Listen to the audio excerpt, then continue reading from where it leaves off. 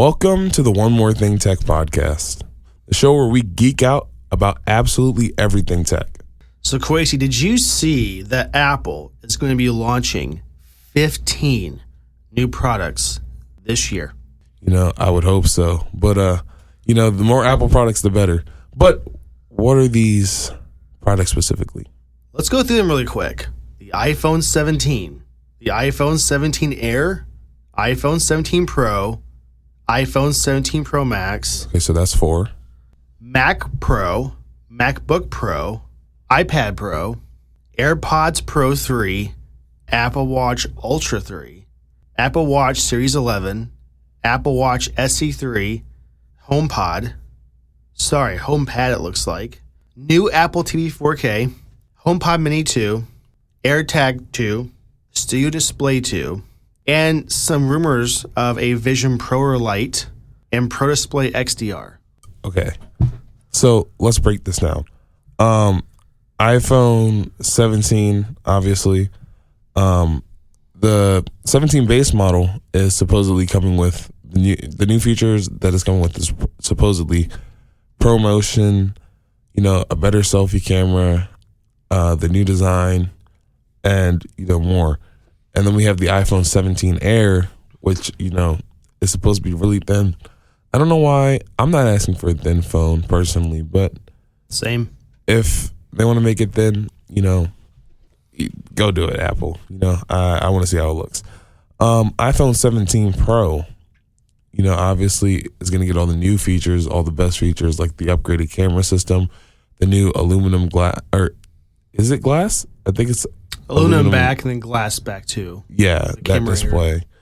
Or not display, sorry. The back of the phone is going to be aluminum. And then the Pro Max, is just going to be a bigger version of the Pro. That's my goat. Oh no, the Pro Max has always been a little bit too big for me. Well, before we get too far into every product that's coming out here, which two of all this are you most excited for? Of the iPhone specifically, the whole list? Okay, so obviously the iPhone 17 Pro is not the Pro Max, just the Pro is what I'm most excited for. And then for my second thing, the AirPods Pro 3. Because let me tell you why. I absolutely love my AirPods Pro second generation, right? I don't think I've ever used a device that consistently. Like, I had the original AirPods 2, right? The ones with the long stem, and it was great, right? It was a great audio experience. I'm by no means an audiophile, so if you're an audiophile and you're listening and you're cringing at what I just said, I'm sorry. But to me, the original AirPods that I had were great. But that original double tap feature to skip a song, and then if I put my other one to reverse a song, or not reverse, but like go back to the start of a song, awesome, right? The way I opened it and it would like show my battery percentage, and it would start flipping on my screen. It would start rotating on the screen. Oh my goodness. The experience was just awesome, right? And everything about the AirPods Pro, because I didn't get the original AirPods Pro. My older brother had them, but I didn't get them. I got the AirPods Pro second generation with the lightning cable at first, right? I no longer have the lightning one because they came out with USB-C, and I was like, it's time to transfer everything in my life to USB-C. So I don't have anything that runs on lightning anymore. I do. Two things. I have an Apple TV remote that still has USB. Yeah. Sorry, USB-C. I have one that has lightning still. And I have my AirPods Max first gen, which still sound great. Yeah, no, I'm not saying that they sound bad. I want it to be USB-C, but I'm not sure if I'll just upgrade to the AirPods Max with USB-C. I'm still on the fence about that. We'll discuss that maybe later on. Okay. Sure. But I think I paid $250 for my upgraded. Well, it's not really an upgrade. All I really got was USB-C. But for my new AirPods, all I paid was $250 for this top-notch experience. And yes, it could be missing some things. But Adam, they just keep adding features, and it's the greatest thing ever. Like, I'm not even going to get into the new AirPods Pro 3 features yet, right? Just in the span of me having my AirPod Pro 2s alone, they added a new noise isolation mode. I can't remember what it's called, but it's not transparency, and it's not. I think it's called dynamic mode, where it kind of kicks out the background noise but lets in the important sounds. That's awesome. It's got this new feature where you can shake your head yes or no, and tell Siri whether or not you want to, like, if someone's calling me, let's say I'm in a crowded elevator, like how they had the ad, and my grandma calls me. Now, I can't answer grandma's call right now, so I just shake my head no. I don't have to tell Siri, because you know how Siri acts when you have your AirPods in. Yada, yada, yada is calling. Would you like to answer? And you have to respond verbally, yes or no. Well, not anymore. And on top of that, the AirPods Pro 3 are coming with better noise cancellation. Let me tell you something, Adam. In my room here on campus, there's this air conditioner. And some nights this air conditioner is the loudest thing I have ever heard in my entire life. And it prevents me from going to sleep. For like a week, I'm really mad at it. Because for like a week, I like just sat there and tried to sleep through it. And it didn't occur to me that I had a solution. You know what I mean? Yeah. One night, I just popped in my AirPods. And, you know, usually when I have one, it's on transparency mode. But if I put in both, it'll go to noise cancellation. And, dude, I popped in the second one, and all the noise just faded away. I was like, oh, my goodness. I completely forgot about this. So I typically use my AirPods to help me sleep. That's beyond the point. So the AirPods Pro 3, Adam, are supposed to come with better noise cancellation and heart rate monitoring. That's kind of cool. Who would have thought to put a heart rate monitor in AirPods? I mean, there is, a feature for that. I'm excited for that, but that's kind of cool. So what's your favorite two out of the bunch? My two, 17 Pro Max, number one. Okay. I'm looking forward to that M5 MacBook Pro. Let me tell you why. Every time that Apple comes out with the M series chip, Apple Silicon, it's just top tier. Is it? I mean, it's every year, first off, as we've seen in the past. And this guy, that German dude, whoever he is, that does this, just goes so hard, it's ridiculous. And I want to see a 30 or 40% increase in performance and a 20% increase in efficiency and whatever else they're going to do. But what I got to say is, have you ever seen the M series chip not do awesome the next year after it comes out? Okay, so I'm going to sound like a broken record here because I say this every time we're on the podcast. And it's not just on the podcast. Like, this isn't a front. I have personally never used an Apple chip that's let me down. Yeah, no, I had to think about it for a second. I have never used an Apple chip that's let me down. Back when Apple was running Intel on Macs, yeah, some things it worked. Throw at it that it wouldn't handle. But, it got the job done. Final Cut Pro is only on Mac. So if I want to use Final Cut Pro, I kind of had to deal with that choppiness. Not anymore. I'll tell you that much. The M2 was a chip that had less efficiency overall, I believe, but still not a bad chip. But what I got to tell you is, I think Apple, hand over hand, is making Intel and AMD just realize that they're not the best in the game anymore. And I'm excited for what they got to have to do here, because it's just going to be, I don't know. I'm excited, and I want to see what they're going to do with that. Plus, is this the year they're going to do OLED screens? I don't think so. I think it's next year, according to Ross Young. For what? For Macs or for? Yeah, for Macs. Okay, so I'm gonna be very honest with you really quick. OLED is great, right? But for some things, I don't want to switch because the MacBook I have currently uses mini LED, right? And it gets really bright, and the color gambit is just way better, right? I don't want to switch to OLED if it's gonna detract from that. I don't want a darker screen. Let's go back for a second. You said it's mini LED? Yeah, mini LED. Well, it's better than OLED. So yeah, I personally thought it was better than OLED. But the other day we were at work, and you were like, OLED over everything. I was like, okay. Well, I didn't know. Okay, I was just unaware because I don't have the new Mac, so I was not really formally announced that this was going to be, micro LED or mini LED. Yeah, mini LED. So yeah, that is actually a better screen than OLED, if you can believe it. The only thing that I would give OLED is the blacks. OLED has some really nice blacks. Fortunately for me, I'm not always watching content on my Mac. I actually use this to game most of the time, which is weird. Okay. I probably should be using it for, schoolwork, but. Do you have an OLED TV at all? Do I have an OLED? Adam, please. Are you serious? I'm just letting you know when you get one. I don't have an OLED TV. I have a Quantum LED TV. When you get one, you'll never go back. No. I have a QLED.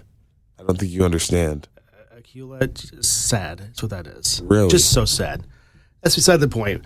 Just trying to see, of all these new products, that's going to be nice. The one thing that I misspelled it when I was reading it, basically, but the HomePad.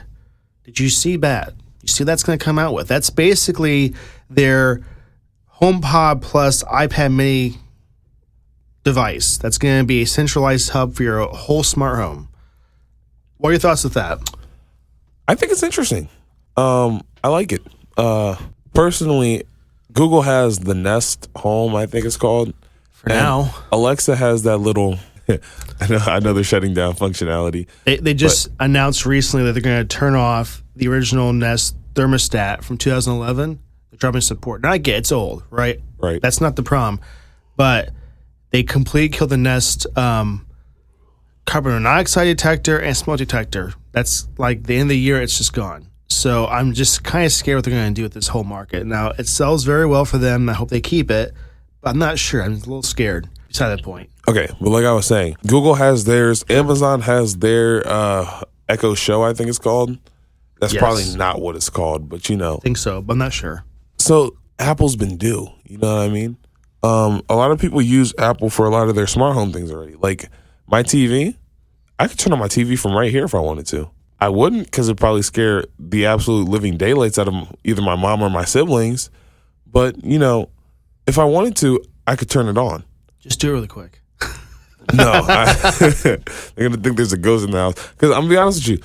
My mom doesn't even know I have that set up. Like sometimes I'll be in the other room just, she's going to listen to this. But sometimes I'll just be in the other room just kind of messing with the TV.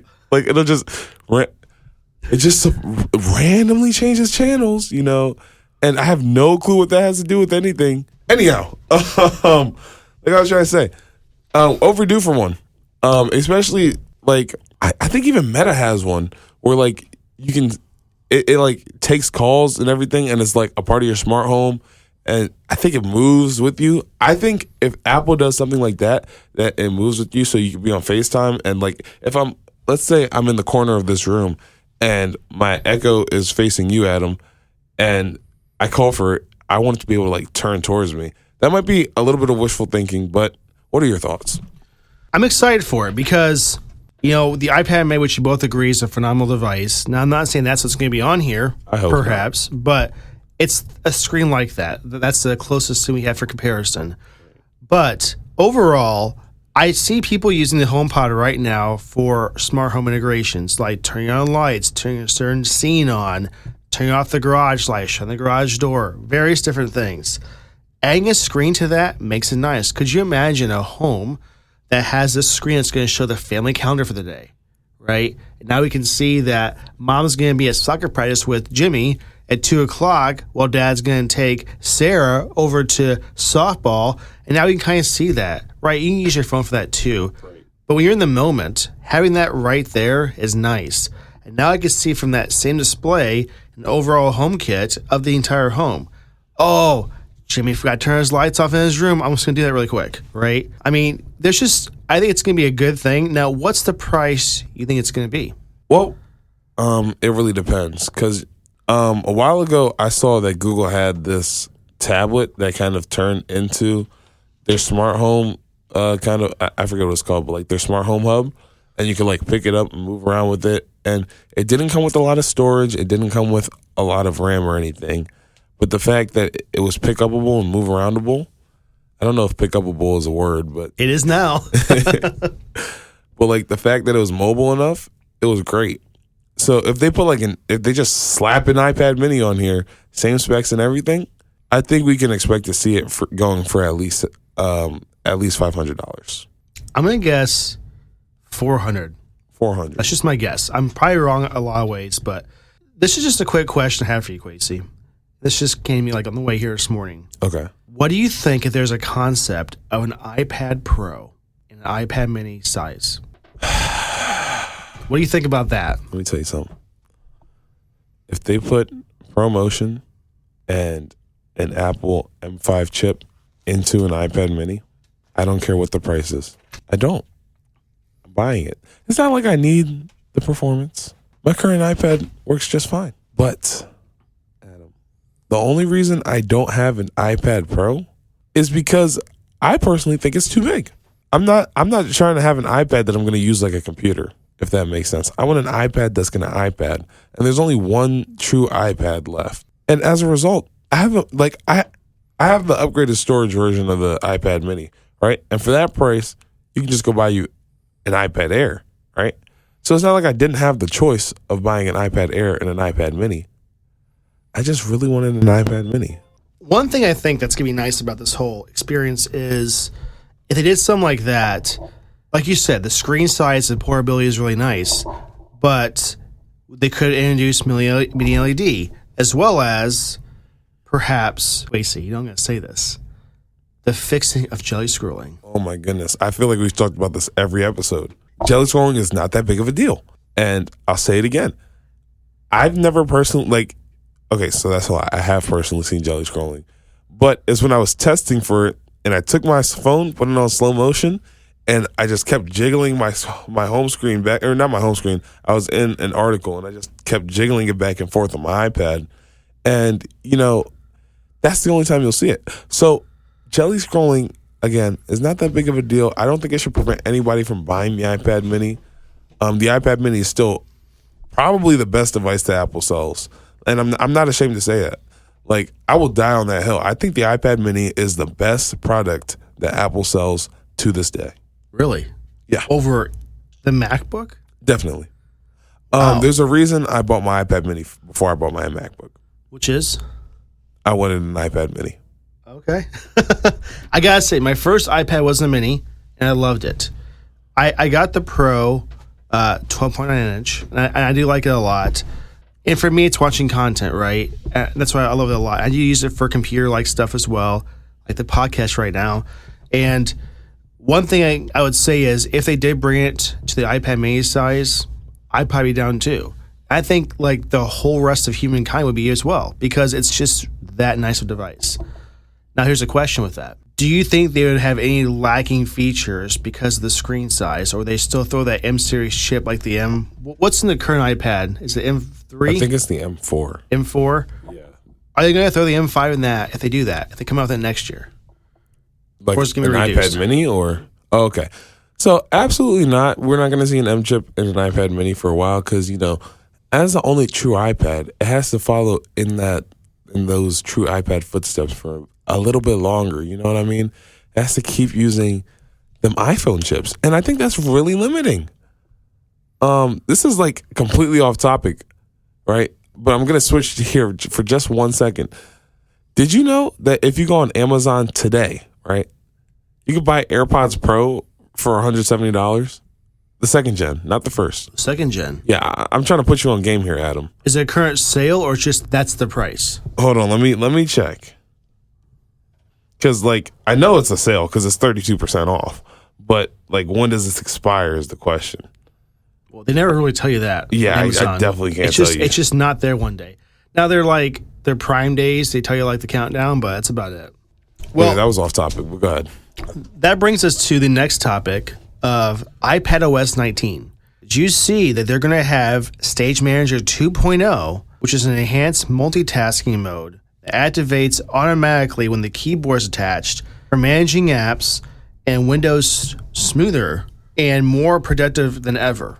So that's a bunch of words for marketing from Apple. But if that's what the Mac kind of has to offer now, is it Stage Manager 2.0 or is it not really? So I'm going to be honest with you.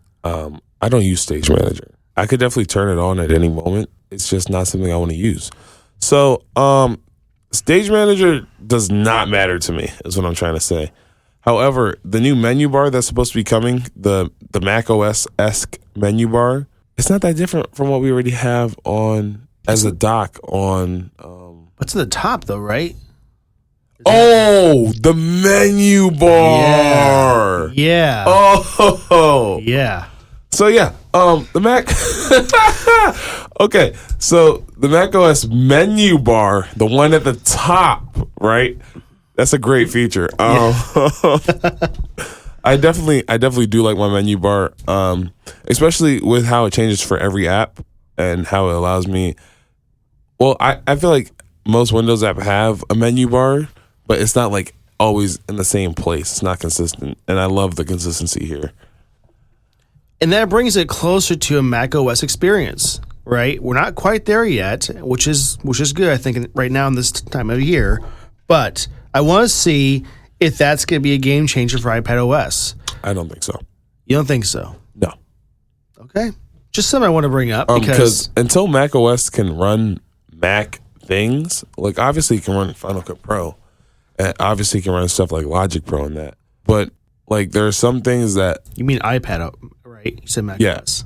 I was saying iPads can run things that Macs can run, like Final Cut Pro and Logic Pro. But there's some stuff that Macs or that iPads can't do that Macs can. And I'm blanking right now. They're not coming off the top of my head. Well, it's only because of software. Yeah. Hardware is 100% there. I promise. Just so I mean, it's a MacBook Air most, right? That's basically what it is. It's dang near the same price. Yeah. But yeah, pretty much a MacBook Air specs wise. I would say better than a MacBook Air specs wise because the screen, first off, is a touch screen, which, I personally wouldn't use on a computer. But, some people like that.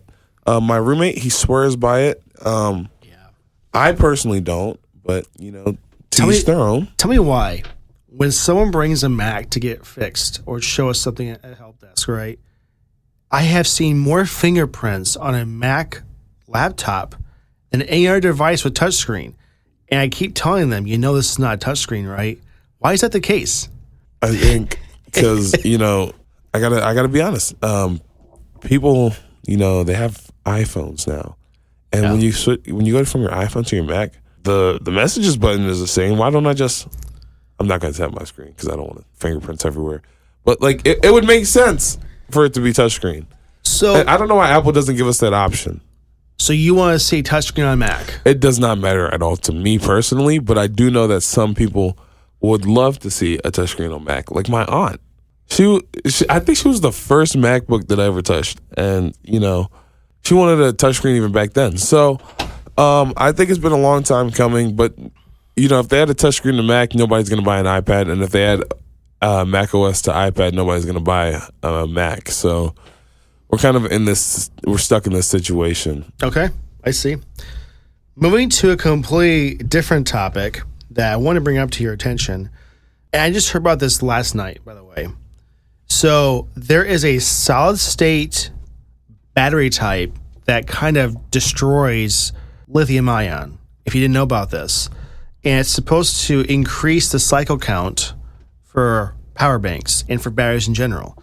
I would say in today's society, battery consumption is a big priority for a lot of people, and having portable power is huge. As you know, Kwesi, I might have like at least 4 power banks, if not more. But one thing that people really want, and it's even become to the point where for like your whole house, right? They want to have power that's, if the power goes down for the power grid, they have alternative ways to charge their devices. And having something like this is one step closer to a more sustainable power bank, because power banks now have one huge problem: cycle count. You buy a power bank on Amazon for $25, you're going to get like a 500 cycle count, and that's about it. The problem with that is you have to buy a new one probably within 2 or 3 years. So there's a brand called, and I'm going to butcher this probably really badly. I'm going to let you do that. Kuxus? It's Kuxiu. Let's just go with that. They have made their very first MagSafe QI2 Qi2 power bank with 5,000 milliamps. That is 1,000 cycle count. So it's going to have with a solid state battery in it. I'm not sure if I'm going to buy this because for me, 5,000 milliamps is pretty much useless, right?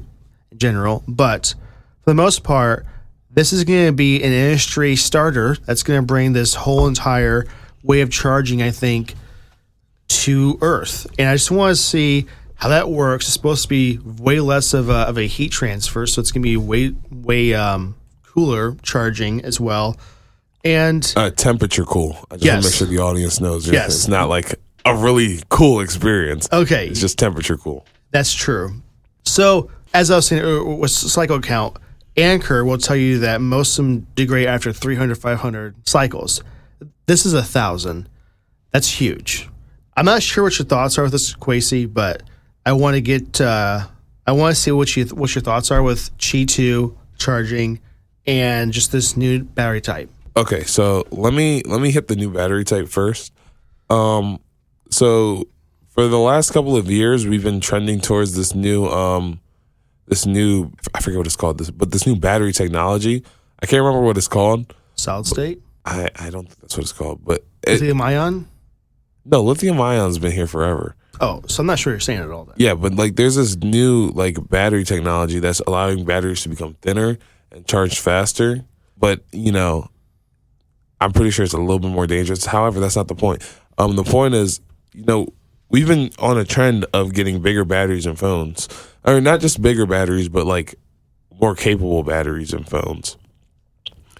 And so for the price point, I don't think that this is something I would invest in. It is $80. It's expensive. For 5,000 milliamps. So while I understand the cycle count is more than double that of other power banks, I'd have to say I don't see myself buying this right now. However, when it comes to Qi 2, the only reason I would buy something Qi 2 instead of MagSafe is because I have an Android. And I don't have an Android right now. And I definitely don't have an Android that supports Qi 2 wireless charging because I don't know what it is, but the Android manufacturers are not on top of it right now. I haven't seen too many phones with Qi 2 wireless charging. And I don't know if it's because Apple helped make Qi 2. I don't know if they made some sort of stipulation that you got to pay Apple a certain amount of money. I don't know what's going on here, but I feel like the industry should have moved because we have Qi wireless charging, just the regular one, right? And every phone has that. Yeah. So I don't understand why we can't mobilize as an industry and start moving towards Qi 2 because all it is some extra aligned magnets to make it charge faster. It's better for the user. I'm sorry, I'm getting upset. But yeah, Qi 2 is great. Qi 2 is MagSafe compatible, so if I really wanted something Qi 2, it'd be because I have my iPhone and I just didn't want to get the MagSafe stuff. And I also think it allows you to charge at the 15 watts that MagSafe currently charges at. So, there's one more thing this has to offer that I'm actually kind of excited to see. We know currently that if a forklift or a fork or a samurai sword stabs a battery that's lithium ion, kind of turns into a big cloud of fire. Supposedly, the solid state battery that if it gets punctured or exposed to high heat, it doesn't do that. Yeah, that's what I was seeing. That's a big thing. Apparently, that was in their video showing it off. Their promotional video. So, I gotta say this: Samsung could have used that a couple years back, huh? Oh no, definitely. But if you remember earlier this year, I was replacing my phone battery. Oh yes. And I gotta be honest, Adam, turned into a pillow. So it did. Yeah, no. The audience doesn't know this, but my phone just one day randomly decided to blow up. Sorry, not like it exploded, but like the battery just started blowing up like a balloon, right? And so, I work in IT. My warranty expired like what? 5 days before that happened. That's so sad. I'm not going to go to Apple, right? I didn't buy AppleCare for some reason. I was broke. Well, I wasn't broke. I was rolling in a lot more money than I am right now as a high schooler. But, I didn't think it was necessary to shell out the extra money. Because I was like, I'm going to take extra care of my phone. I'm going to make sure nothing happens to it. Sometimes life hits you fast. Let me just put it like that. The opposite of a Snickers. Okay? I promise. But we had to, well, it wasn't a we thing. I kind of, brought my phone in and I was like, you know what? Today is the day. We're either blowing up the IT department or we're going to fix my phone. And it was really scary because the phone got stuck and the lithium ion battery was producing fumes. And I was so sure that it was going to blow up and I was going to lose a finger or something, maybe be disfigured in my face. And, we were hoping for the best. Thank God it didn't blow up. Fun fact: the battery's actually still in the IT department. It's like sitting in the trash room. Yeah. I might take a photo of it and make it the. Why am I blinking? I might make it the thumbnail for this video. But yeah. What was I about to say? I do like that it's not going to blow up on me. I like having that security. That's pretty nice. Moving to a completely unrelated topic that I want to see what your thoughts are. Do you know about the brand Adidas a little bit? So I'm at a Nike school. Let me preface it by saying that. But I love Adidas personally. I've had quite a few Adidas shoes. My favorite shoes being the Adidas DON issue 1. I don't know if you know the basketball player Donovan Mitchell, but they're his shoes. And honestly, they're probably my favorite basketball shoes to play in, aside from, a pair of LeBrons. But that's beyond the point. Yes, I do know the brand. So they are launching this week what they call Climate Cool. They are 3D printed shoes. 3D printed. So May 2nd, they are coming out, which is going to probably be after this podcast is released. But anyway, I've seen a lot of different companies do stuff like this. You probably have seen the 3D printed basketball. Yeah, I actually wanted to bring that up, actually. Okay. So Wilson is selling that for an extremely outrageous price. Yeah, how much was it again? I think it's $1,500. It might be $3,000. Hold on, let me check. But Kwesi, it looks pretty awesome. $2,500. Oh. $2,000, Adam. Oh my god! I promise you, it's not worth that much. Let me calm down. I've been. But you never have to fill up with air ever again. I don't care. I don't. You know how many basketballs I could buy for two? I'm gonna get upset. Do you know how many basketballs I could buy for $2,500? Probably at least 2,000. Dude, you go to Five Below, you can get a basketball for $5, dude. Yeah. What's a Wilson standard ball cost though? Like $50 or something like that? I don't know what they cost. I think my Wilson Evolution was $100. Let me check. What's like a standard game ball cost? Yeah, so my Wilson Evolution, which is one of the better balls they sell, was $89. So, $100 isn't bad for a ball, right? A really good ball. Typically, I would spend $50, or I would say $5 to $50, which is a large range. Don't get me wrong, but you can get a lot of good balls at that range. Does this come with a lifetime warranty? Dude, if this ball doesn't change my life, it might though. Adam, no, it's not. Because for that price, so here's the only reason I'd ever buy that ball. One, it's for a Make-A-Wish kid. Two, it's gonna save that Make-A-Wish kid's life, right? So I'm just not paying for this, Adam. It's not gonna happen. Okay, but would you do something like this for a shoe? So I know the price of the shoe isn't $2,500. Unless you're gonna surprise me and I might walk out the room. It's $140. Okay. Oh, so they're reasonable. Oh. Yes. Well, from the looks of this picture, which, we'll probably put this in the show notes maybe. We'll see if we can. It looks like it's definitely not waterproof. Like, it's for sure going to be like, breathable to the highest extent. Oh, cool. So if it rains, I'm cooked. I don't know, though. This is just like a concept, I think. I'm not quite sure yet, though. And maybe it's just how the design looks. But in any case, I first want to say, do you think the industry is going to just kind of move towards this, where we see multiple brands making 3D printed shoes? I guess here's the follow-up with that, too. Shoes degrade. For me, if a shoe lasts a year, I am lucky. I walk faster than most people. I don't walk against like a cheese grater or anything like that. It just happens. I shoes I have on now started falling apart. I bought them like 7 months ago already. I don't know if it's just the material or whatever the case is, but if we have a shoe that is one solid piece of material, right? It's not just 18 different things put together. It might last longer. Vibrams is the only shoe that I've had that's lasted over a year. That's it. So this might change the overall lifespan of a shoe. potentially, but it's gonna be soft, Kwesi. If he's using, I can't remember what they said it's gonna use because they're probably keeping that very secretive.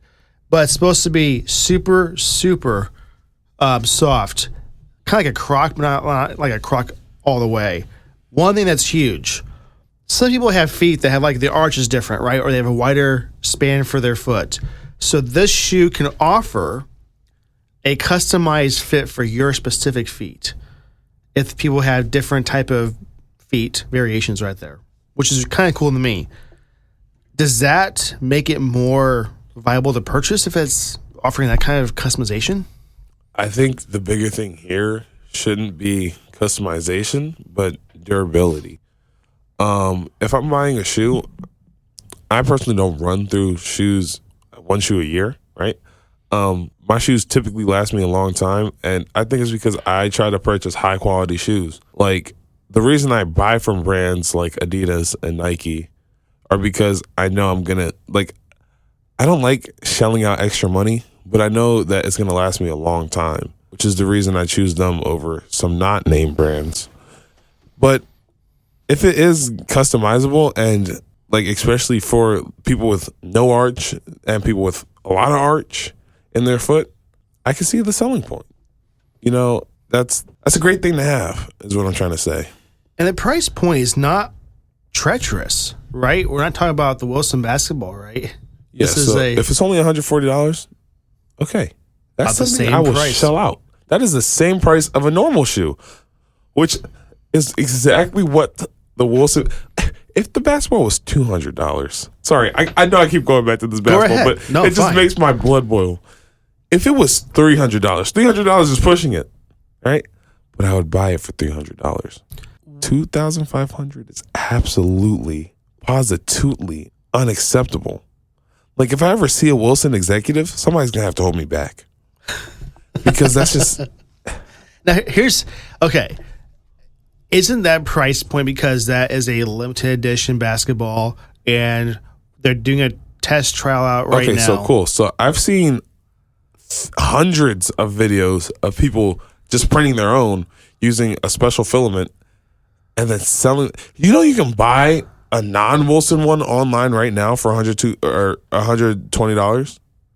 Oh, where? Yeah, we gotta find some links here, dude. Like Facebook Marketplace, literally any dude. Just the other day, I was watching one, and this guy bought it, and he was breaking down the cost of how much it costed the person to make it, and it costed them $55 in that special filament because it's like a flexible filament. Yeah, and if it's only costing you $55 to make, Adam, why are we selling it for $2,500?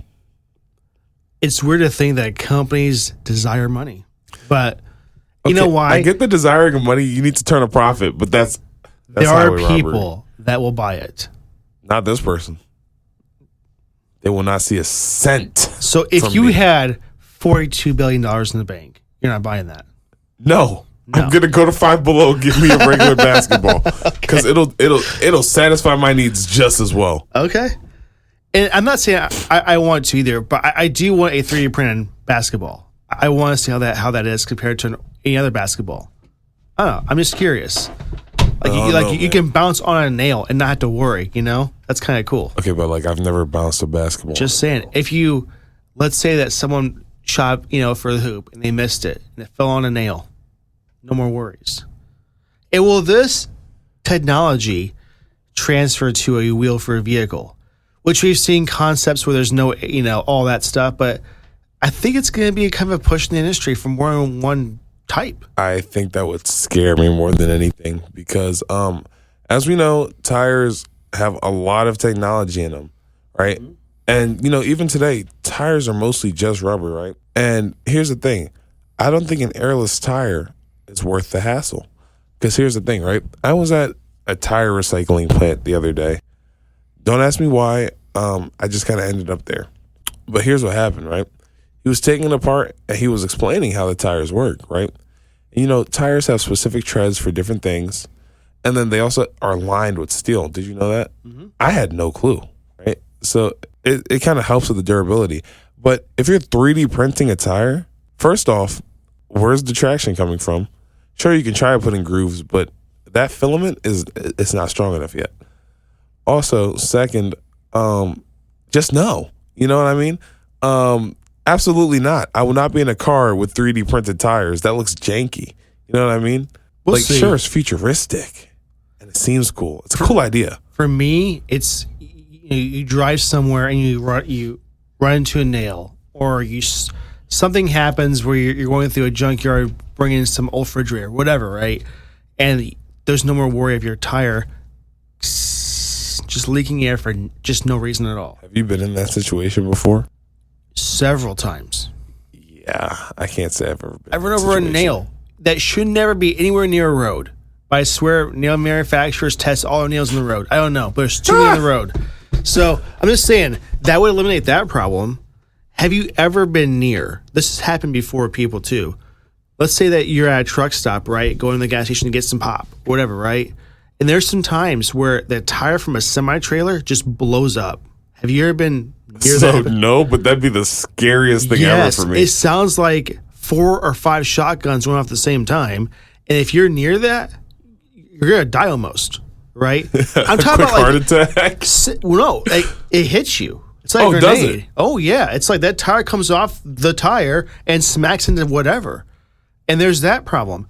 Also, have you seen this happen? This happened, I saw this on Facebook the other day, where guys go down the highway with he had a trailer with some stuff on it. The tire came off.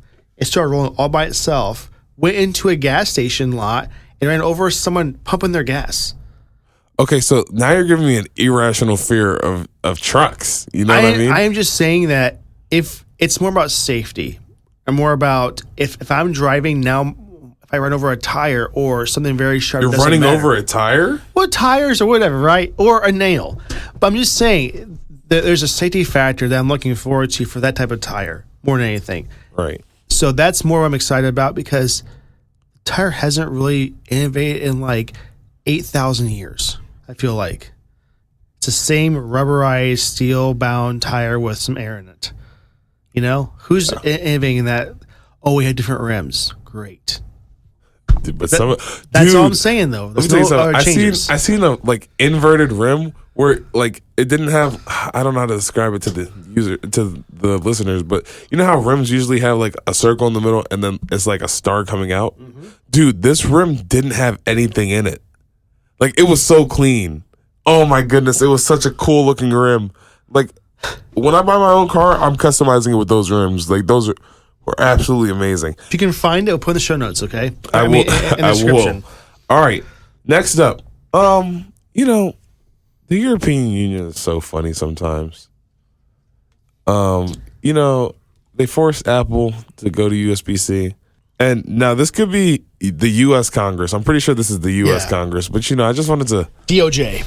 Yeah, the Department of Justice. Sorry. Yep. Did you know that, you know, when governments get together, it usually spells out doom for tech companies. And, you know, Google has had this one service that dang near everybody uses. If I come to your house and I get on your computer and you're using something aside from this service, I'm probably leaving your house. You know what I mean? Like, if your default browser isn't Google Chrome. Oh, it's not. I don't think. No. Listen, if you're using like Opera or Brave or something else, but if you're using Edge, Firefox. Edge is also Chromium. Did you know that? I did not. Firefox is the only browser, as we speak, that is not Chromium. Interesting. Here's the thing, right? If I'm coming and I'm seeing that, and you don't like Chrome, if you tell me straight to my face, I hate Google Chrome, I don't know if we can be friends. Adam, don't do it to me. Okay. Don't do this to me. Well, okay. Chrome is not a bad browser, but hear me out. It is so well known to use an enormous amount of RAM. You can't deny that. Oh, absolutely not. So, with that being the case, and there's all these background processes that we don't know why there's A2, the same Chrome running and stuff like that, there's a little bit of conspiracy behind that. But beyond all that, one thing that is happening is the DOJ is currently in a case, U.S. versus Google, as they like to call it, as essentially trying to break up Google from owning Chrome. because of a monopoly, right? They think it's a monopoly. Kind of is though, right? Over 89% of people that have a computer or a mobile device use Chrome. And then on top of that, Google pays for itself to be the default browser and things. So like Safari, yes, you can change who you're using on Safari on your iPhone, but the default is Google.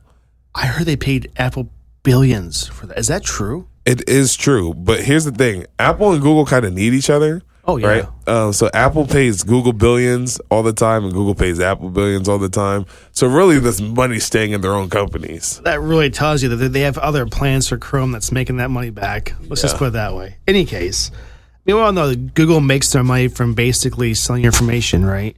And that's part of their terms and conditions. Another way they do it, too. I'm sorry for cutting you off here, but this has been kind of ticking me off recently. This is just an episode of me getting upset. But have you seen that now, if you Google anything, you're going to get 3 sponsored results? Let me calm down. You're going to get 3 sponsored results before you see an actual result.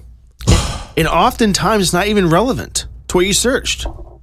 I hate that. And on top of that, Adam, sometimes they'll put Google AI answers up. So now my entire front, I have to scroll down to actually see. Okay, I'm making that sound like it's a lot of work. If you did, it's annoying. If you did it on iPad Mini, it's so jelly. Oh Lord. Sorry. I can't keep doing this with Google. Why are we adding things to push my search results down? I gotta say, the Google AI though, when you do a search, it's pretty good sometimes. No, it can be helpful. It's almost like searching in AI is better than searching in any other search engine. I mean, when's the last time that you went to Yahoo Search? Dude, I don't think I've ever used Yahoo Search. I know my dad used to use it, but I used it more. I used to ask G's more. I use Yahoo Search. Let me tell you that. That's really old school. That's getting back to like before color. Yeah, I didn't even know what that was. Oh, but man. What else did I use? Like, obviously, you have to use Microsoft Edge to download Chrome, but that's about all I use it for. No, get on a flash drive. Just do that ahead of time, and you don't have to worry about that. And tell you why, with Edge, you open up, there's like 42 processes to get to using the browser. I hate it. And then here's my issue with Edge. You open it, and instantly, I'm talking instantly, ads, newspapers, everything, right? And then I type in Google Chrome, and it just begs me to stay with Edge. What are we doing? This is desperate. It's making me not want to stay. You know what I mean? It's like, we're still a browser too. Barely. It's like, let's say somebody had an ex-girlfriend, right? And they broke up with them, and you're like sitting there on their porch begging for them to take you back. No! It actually looks less attractive when you're begging me to stay. You know what I mean? Yeah. So that's definitely relationship advice 101, by the way. You guys can thank me for that later. But I'm taking too much time on this topic because we do only have a certain amount of time, and I'm trying to get the episode over with. I can't stay on Google Chrome too long. But potential buyers would be OpenAI, Perplexity, and Yahoo. Because they know what they offer sucks. Anyway, so let's kind of dig down deep. So both the options for OpenAI and Perplexity is they're all AI companies. Why would they want to purchase a browser? What's their gain from that? That's a great question. I would assume that purchasing the most used browser in the world could have some sort of benefit in terms of finding more, because you know how AI models work. They kind of, you feed them information. So like every time someone talks to ChatGPT, chat, don't say it like this, say it like that. It sounds more normal, right? Or make it sound human, right? That's the most common prompt I've heard of. Make it sound human, right? ChatGPT is constantly refining itself by being fed all that information. And if you have access to Google, which gives you access to a bunch of people's information, lots, dude, it just makes the AI better. Now, it'll definitely speed up the process of them becoming our AI overlords, but aside from that, I can't see any downsides. It's got to be just data, right? Yeah. Because I think we're seeing a shift where people will actually search in AI more than like Google for the most part, right? That's why you see in Google now, you see their Gemini, which is really the only spot that I see that work well, by the way. But in any case, that's probably what that is. But Yahoo, like, they're hanging on by half a thread at most. Dude, they should have bought Google when Google offered it way back when. It was like for such a cheap price too. But right now, I mean, I remember Yahoo mail getting hacked every other year. Oh, could not be me. I never use Yahoo. That's what my first email was, and I'm so sad I did that. It was terrible. It still is awful. In any case, I'm just more interested that, of these three who would buy it, the estimation is $50 billion. With a billion. Billion. That's a whole lot of zeros, Kwesi. I can't even count that high. For a browser. That's just because the user data is there, the user base is there already, and it's strange. Quick little question. Do you use Chrome on your phone more than you use like Safari or Brave or whatever else? I have the Google app, but not the Chrome app. Google app? Here's the reason. I only have it so that it gives me the notifications of the news that I want to read. Oh, okay. And I use Safari more often just because it's more convenient. It came and it's in my I could definitely change it in a moment's notice. Don't get me wrong, because the way it works is it comes and it's pre-installed on your home screen in the dock, and it's really easy to switch out what you have in your dock. I just didn't do it, so there's that. And here's the thing: if Google did sell Chrome, I don't think it would be a huge problem for them at all because they have Google.com, which is where they make all their money. They do have Google.com. So it's just an interesting thing that they're trying to demonopolize Google, which is kind of a cool thing, I guess, because they're in everything now. It's crazy. So I just want to see your thoughts. But here's something that we don't ever usually talk about, but I want to bring up is, have you heard of a brand called Slate Auto? Actually, no, I haven't. It's kind of funny that their tagline, but they're supposed to be this anti-Tesla EV company that's making, for right now, it looks like a truck that's supposed to be without all the tech gadgets that you can think of with screens and different ways to charge and everything else. But what they offer, it's kind of interesting, is the base truck can get upgraded to like an SUV or a mid-size like sedan almost kind of design, which is interesting to me that they're doing that. And their miles that they kind of go to is from 150 miles up to 240 miles for a single charge. What are your thoughts, Kwesi? So I think I should preface this by saying I've never been a car guy. Never been really big on cars. However, what was it, last week? Last week I was going to a convention for my church up in Schaumburg, right? And the person who picked me up drove a Tesla Model S, right? I think this was my first time ever being in a Model S, and I think I'm going to buy a Model S. So first off, it's not like I'm picking a side here whether I love or I hate Tesla, but objectively speaking, the technology inside of Tesla is absolutely amazing. Incredible. He was driving, and I could see it has this little screen, and it shows you. Oh, okay, it's not little at all. I definitely lied. It's bigger than my iPad screen. Well, experience it would be bigger than. Yeah, it's a pretty big screen, and it has the dashboard and everything. It's all on there, right? And you can, but here's the feature that really gets me. The car has some sort of sensor that can tell exactly what you're driving by. You were driving by a car, right? And you see a little sedan driving by the car on the screen. And then up ahead, it sees this truck. So it sees a truck bed, so it's assuming it's a truck. And you see the truck start formulating. And then directly in front of us, there's a semi-truck. And that just starts formulating. And it's the coolest thing ever, I'll be honest with you. It's super cool. It is. So, if you're taking the tech out of the vehicle, I don't know. Well, base, that's what they're going to do. Now, this is a $20,000 vehicle. $20,000. Okay, what's Tesla cost though? I don't know. 40 to 50. I don't know. Yeah, a lot more. I've never bought a car. lot more. So it's going to be a entry point cheaper option, right? You can customize. Is that like really it. cheap for a car? Oh yes. Oh, okay. That's super cheap. There's others out there that price point, not a truck, not an EV truck. What's Tesla truck cost? You know what that cost? The Cybertruck? $80,000 base. I thought it was $100,000. I mean more. I think base is 80,000. It goes up for if you adjust it for like the mileage and whatnot. But in any case, a $20,000 EV vehicle that you can customize is nice.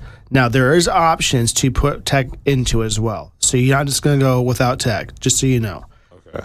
But I'm actually interested to see if this takes off. I see all over the place being advertised. They're probably spending $4 billion on budget for marketing right now because it's everywhere.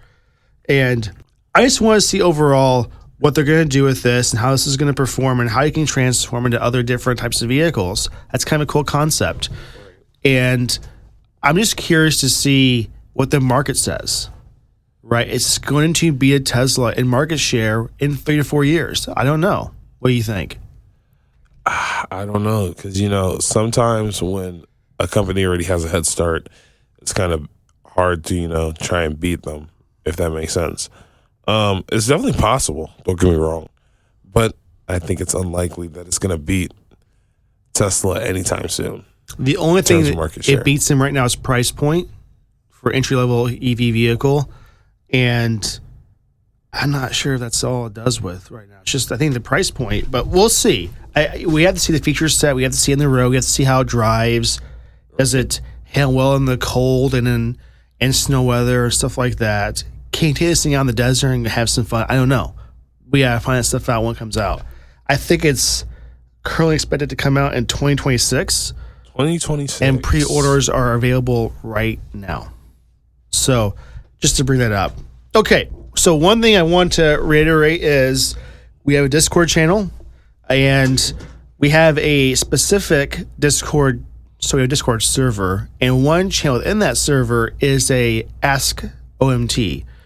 And if you have any questions about what we're talking about on the podcast, any comments, or if you have any type of raw feedback, let's put it there. One thing we're going to do is as we get some questions, then we're going to review those and answer them on the podcast next week if we get any. So if you have any questions, just join the Discord server and let us know what you think. And overall, if you have any feedback for us in general, we're still very new at this. Well, not Kwesi's done this for a lot longer than I have. I haven't podcasted for a lot longer. You have way more audio experience. Yeah. I have zero experience with this, so I'm trying to do better in general anyway. So just let us know what you think. We're going to see you next week at this point, and hopefully many, many more episodes from there.